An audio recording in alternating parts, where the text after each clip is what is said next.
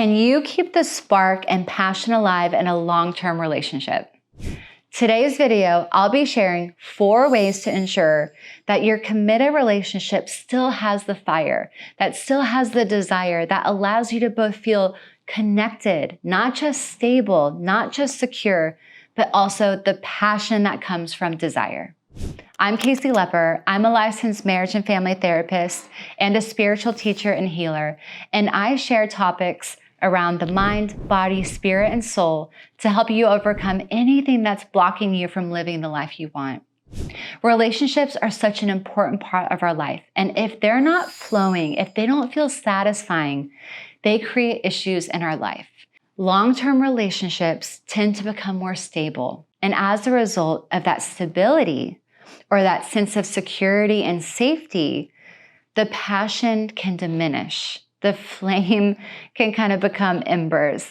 If you really want a good relationship, you want that stability, but it has to be married to that fire, to that sense of aliveness, that vitality. And so there's a lot of ways that you can ensure your relationship has that desire in it. Here are 4 things that can sustain desire in the long term.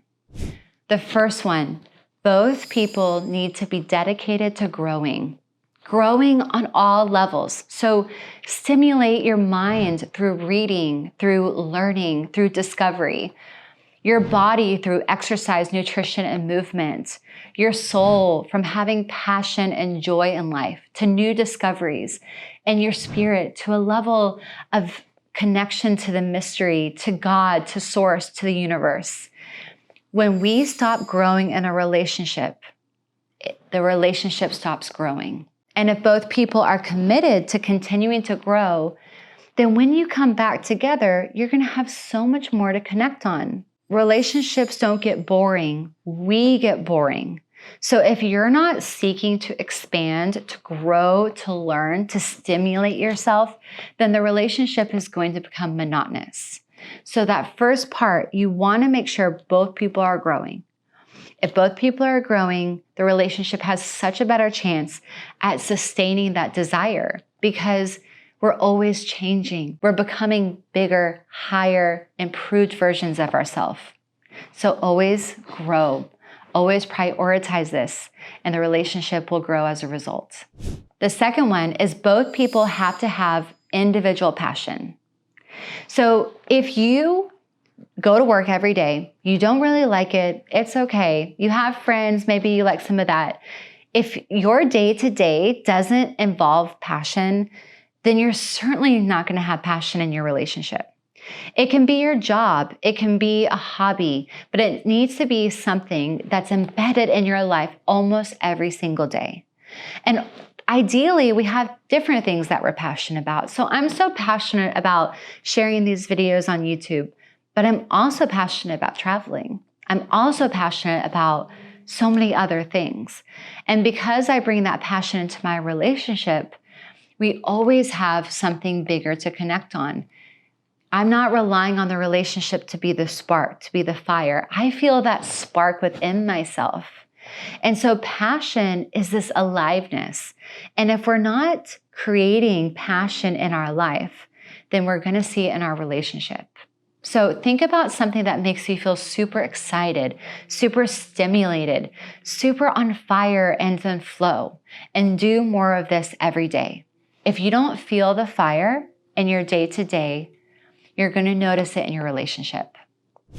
Number 3 is sharing fondness, appreciation, and admiration for your partner. A lot of us go to work and we show up as our best self. And then when we come home, our partner gets the leftovers. This kills relationships.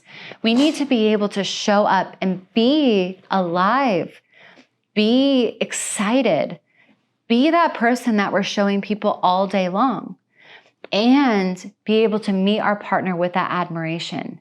So being able to share, why am I grateful? Do I choose my partner every single day? Why am I in love with the fact that we spend all this time together? Be able to share why it is that you're in that relationship.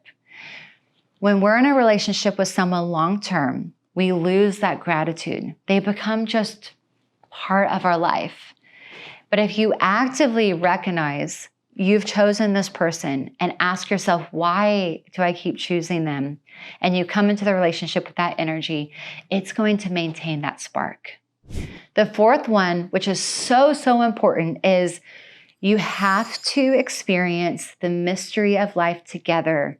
You have to push past the bounds of your day-to-day. Go into the unknown. This is what creates vitality and aliveness. So think about the last time you were in a pool. If you're just swimming around in the same pool every single day, how long before you don't even notice the water you're in? How long before you're not even present in the pool? There's nothing new and exciting.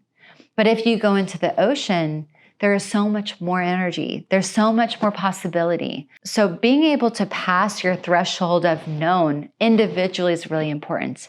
But in my experience, when couples do this together, this is the best indicator that that fire stays alive, that it continues to stimulate that desire, because novelty, mystery, aliveness, vitality, passion, this all lives outside the edge of our norm. We have to continue to expand into that zone. When we're stepping into a situation, a place, an understanding that we haven't been before, we end up becoming more present, more stimulated, and more alive.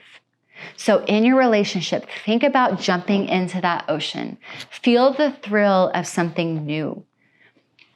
Prioritize the mystery in your relationship.